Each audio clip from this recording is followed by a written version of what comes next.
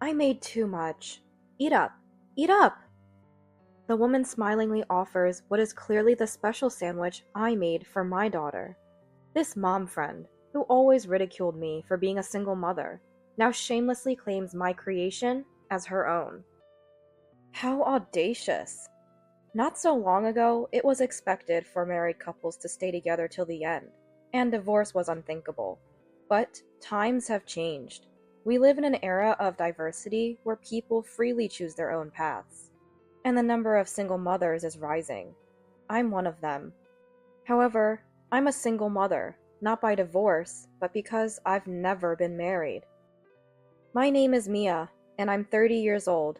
As mentioned, I'm an unmarried, single mother. The reason is simple.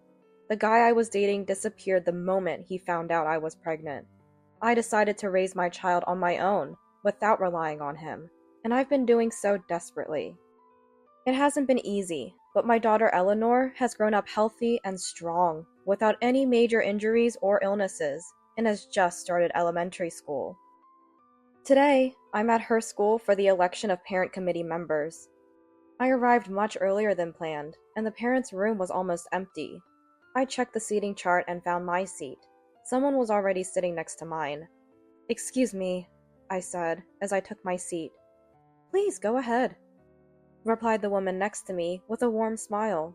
She looked elegant, with perfect makeup, hairstyle, and clothes, the epitome of a classy wife. In contrast, I felt a bit embarrassed about my disheveled appearance, having rushed here on my bike after work. I regretted not having the time to freshen up my makeup. As I was thinking this, the woman next to me spoke up. "Are you Eleanor's mom?" Yes, I am." "My child talks about playing with Eleanor. Thank you for that." "Oh, is that so? My child doesn't talk much about school. Thank you as well." I've always been a bit shy and not great at small talk, but the woman, named Grace, kept the conversation going with her friendly demeanor. She seemed to have many mom friends. We ended up being elected to the same committee and exchanged contact information to coordinate future activities. During our talk, I learned that we lived in the same neighborhood. Up until now, I've been so focused on work that I never had the chance to make mom friends, but I thought she might be my first one. A few days later, after work, we met at a local cafe to talk about the upcoming school event. Today, like always, I came straight from work. I pedaled my bike furiously to reach our meeting spot. She had arrived at the cafe before me and waved at me with a smile when she saw me. "Sorry I'm late." I sat down opposite her, looking at me. "Wow, you're dressed quite impressively today." She chuckled. "Coming from work. So sorry about that." "Really? You say that out loud?" I was slightly annoyed but laughed it off. "What? You work? I thought you were a housewife like me, since you're on the committee. Can't make ends meet on just your husband's salary?" Taken aback by her abrupt rudeness, I decided there was no point in hiding the truth. "I'm an unmarried, single mother, so—" Upon hearing this, her beautiful face twisted into a sarcastic smile. It was so brief, I almost thought I had seen it wrong. "Really? No husband? That must be tough. I heard over half of single mothers live in poverty. Is your family like that too? Poor Eleanor. Do you even buy her proper clothes? I can give you some of my child's old clothes if you want." Her sudden change of demeanor left me speechless, and she continued. "My husband works at a well-known company around here. I don't need to work like you. Since you can manage work and committee duties, why don't you handle everything? I'm super busy, you know." "So that's settled then. Thanks for taking care of it." With that, she shoved a pile of documents at me and hurried off. From then on, she seemed to look down on me completely, always trying to one-up me. Spotting me after work, she'd taunt. "You always look so interesting. I have to be presentable all the time. It's hard. I envy you, not having to care about your appearance." And she persistently follows me around. Is that so? I didn't want to bother engaging with her. I tried to leave, but she blocked my bike's path. You live in that apartment, right? Isn't it risky living in a wooden building nowadays? It might burn down. And Eleanor, is she bathing properly? She looked quite dirty today. You can't neglect basic hygiene just because you're poor. My daughter is a tomboy, always running around outside with boys, getting dirty. I didn't mind her comments about me, but involving my daughter was too much. My daughter lives a normal life, thank you. I'm busy. Excuse me. I had no time for such a person. I squeezed past her and quickly pedaled home on my bike. She seemed to be saying something behind me, but I pretended not to hear. Today, there's another parent-teacher meeting. Facing her again is a dreary thought, but it can't be helped. I'll try to ignore her as much as possible. I made sure not to arrive too early, tidying my hair and makeup just enough to not look disheveled, and then headed to the school. I arrived just in time for the meeting to start. As my presentation time approached, I prepared my materials. I had prepared everything, so naturally, I thought I'd be the one to present. But right before the presentation, she took the materials from me and stood up. Mia is busy with work, so I took the liberty of preparing everything. If there are any mistakes, please feel free to point them out. She began speaking with an air of ownership. Around me, did you do this all by yourself? That must have been tough, right? I could hear voices praising her. I wanted to object, saying that it was all my work. But unlike her, with many mom friends, I barely knew anyone there. In such a situation, I couldn't bring myself to speak up. After her presentation, wonderful, that was very clear. Thank you for your hard work. And you there, I understand you're busy with work and new to the committee, but please make sure to cooperate. The chairperson of the meeting said. The chairperson had no idea. It was all my work. She didn't do anything. She just took credit for my work. I wanted to say that. I'm sorry. But all I could do was apologize. She was looking at me with a sarcastic smile. On the way home from the meeting, unfortunately, she and I were heading in the same direction. I confronted her. Hey, why did you lie and say you did everything? That was my preparation, wasn't it? But she showed no remorse. You're so noisy. It's not a big deal. Besides, someone like you, with hardly any acquaintances, wouldn't be trusted presenting. That's why I graciously took over for you. You should be grateful. Usually, she would block my way and not let me leave, but today, she hurried off ahead of me. After that, she continued to push all the work of preparing materials for the parent-teacher meetings onto me and took all the credit for herself. I asked her multiple times to help, but it was like water off a duck's back. She didn't listen at all. One day, while at school for an open class, I discovered she was spreading rumors that I was harassing her. She says she's busy with work and dumps all the committee work on me. Even when I say let's work together, she tells me, you're a housewife with plenty of time. You do it all. She's always angry with me, saying I'm underestimating her because I'm a housewife and she's an unmarried single mother. She appealed with a near tearful voice, convincing the other moms with her actress-like performance. They comforted her. You're doing great. She's probably just jealous of you as a housewife. The whole unmarried single mother thing is a bit... It seemed most of the parent committee believed I was jealous of her being a housewife. After that, I was blatantly avoided and gossiped about at committee gatherings. Maybe if I had been better at navigating these situations, this wouldn't have happened. But honestly, with my busy work schedule and the infrequent parent meetings, I didn't have the energy to focus on these relationships.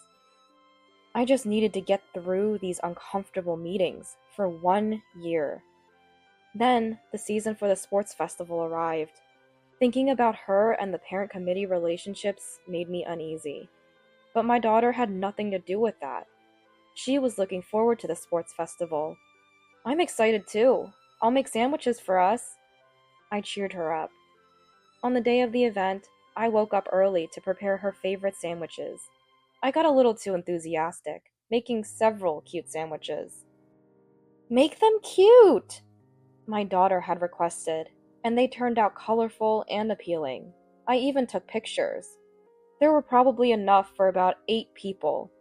I had fun looking up cute sandwich recipes online and ended up making too many. But my parents were coming to watch their granddaughter in the afternoon, so the 3 adults could probably finish them. My daughter was thrilled. Wow, these sandwiches are amazing! I'll share them with my friends. She was happy, which was good. During the sports festival, there were various tasks for the committee members, leaving little time to relax. Despite securing a good spot and laying out a leisure sheet early in the morning, I hardly sat down. That woman seemed to work hard, but was actually doing nothing, leaving all the heavy tasks to me while she took on the easier, more visible ones. I overheard her complaining again. Mia is dumping all the work on me. It's so hard. But I decided not to care anymore. After a morning of hard work, both my hungry daughter and I were ready for lunch. However, I realized the large bag of sandwiches was nowhere to be found. I had kept valuables with me, but left things like the sandwiches on the leisure sheet. Mom, let's eat the sandwiches quickly.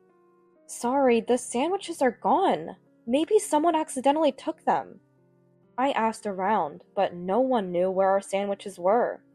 Mom, I'm hungry. Where did our sandwiches go? Seeing my daughter almost in tears, I had a bad feeling. I hoped I was wrong, but... Sorry, I'll be right back. Wait here for me. I left my daughter with an acquaintance nearby and headed towards her. I made too much. Eat! Eat! My bad feeling was spot on.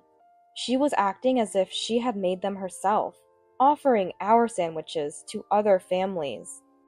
Wow, did Grace make these?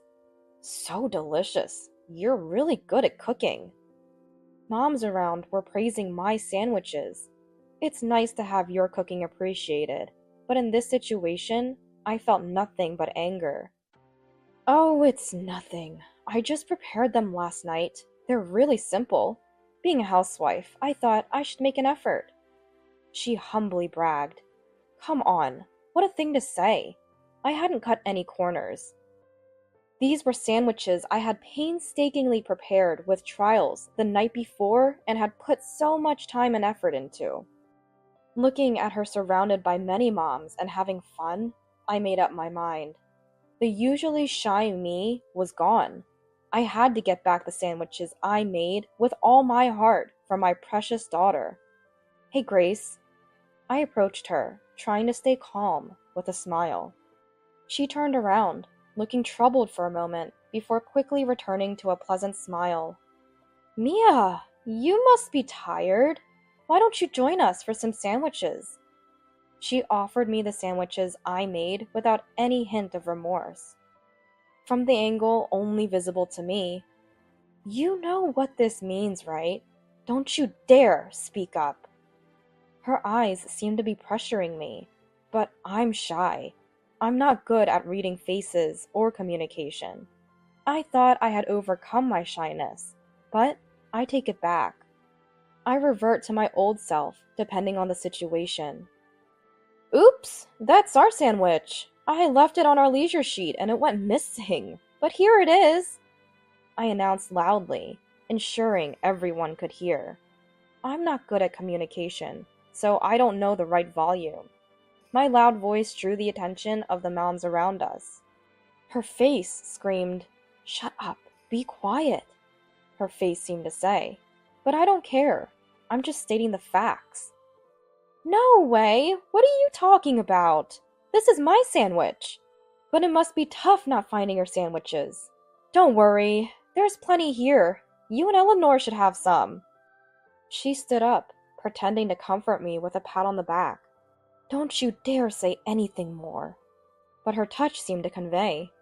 However, I'm not an empath, so I ignored her implied message. No, that's definitely our sandwich, right? I even have a photo as proof. Look, Here." I took out my mobile phone and showed the nearby mom the photo of the sandwich I took this morning. It was unmistakably the same sandwich in front of us. "What does this mean? Why do you have a photo of this sandwich?" The moms who saw the photo on my phone voiced their confusion. Her face turned pale. "It's not like that.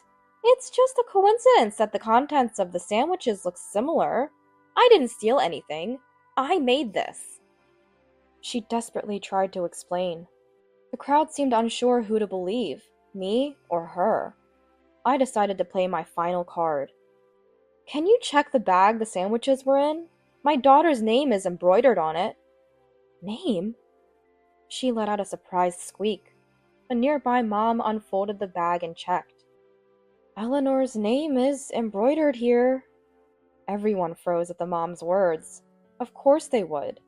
She, who had everyone's trust, was caught red-handed, distributing someone else's sandwiches as her own.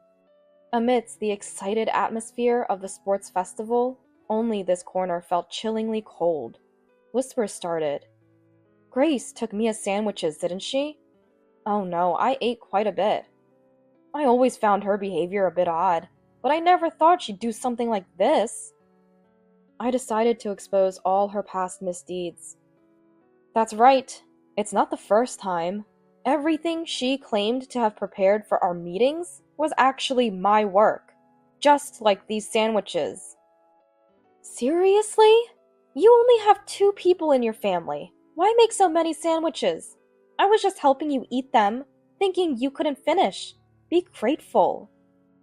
Grace, red-faced and shouting, had her true colors exposed. The moms around were astonished. The children had already been taken to another place by a perceptive mom who sensed the uneasy atmosphere. How thoughtful. "It's none of your business how many sandwiches I bring, right?" "Be quiet! You're an unmarried, single mother, showing off with these fancy sandwiches. People like you should stick to eating discounted bread, alone." Being an unmarried, single mother doesn't warrant such treatment. Her words were harsh and unjustified. I was about to retort when someone gently tapped my shoulder. When I turned around, my father was there. "I thought you'd never come back. You were quite loud. I could hear you from the other side." "Dad!" Surprised by Dad's sudden appearance, I felt relieved, tears welling up in my eyes. But more shocked than me was her husband, having blended into the background until now. "President?" he exclaimed louder than I had. Dad was also surprised. "Ah, it's you! Our grandchild goes to the same school, huh?" he said. "Yes, my dad is a somewhat famous company president around here, but that has nothing to do with me and my daughter. I have no intention of taking over Dad's company and work at a completely different one." Her eyes widened. "What? He's a president? Who?" She stuttered nervously. "President of our company. Did you steal the president's family's sandwiches? Apologize now." "No, I didn't know. It's not my fault. Mia is to blame." "What about my daughter?" Her and her husband's arguing stopped abruptly at Dad's words. "Let's stop this. Today is about the children and their sports day. Let's enjoy it." The moms around agreed, suggesting to end the quarrel. Later, we got our sandwiches back, and as an apology, even though they didn't know, other moms gave us more sandwiches. Our original 8 servings became about 10. My daughter happily shared them with her friends. I ate until I was full, regaining my energy for the afternoon. During the afternoon events, moms who had previously avoided me started talking to me. "I'm sorry for what I said before. You've had it tough. Let's be friends in the parent committee from now on." I replied with my best smile. "Yes, thank you. I look forward to working with you." And I responded with just the right volume. Meanwhile, everyone seemed unsure how to interact with her. They kept a cautious distance. She glared at me, but I pretended not to notice. Sometime after the sports day, another parent meeting was held, but she wasn't there.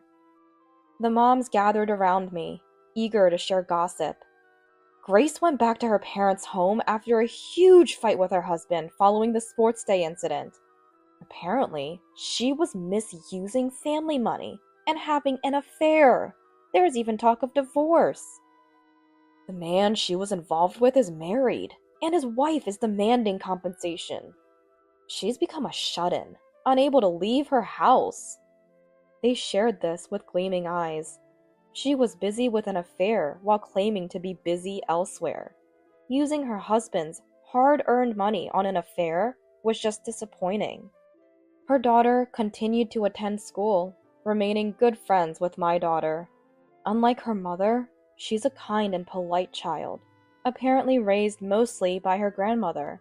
I understood why she was growing up so well.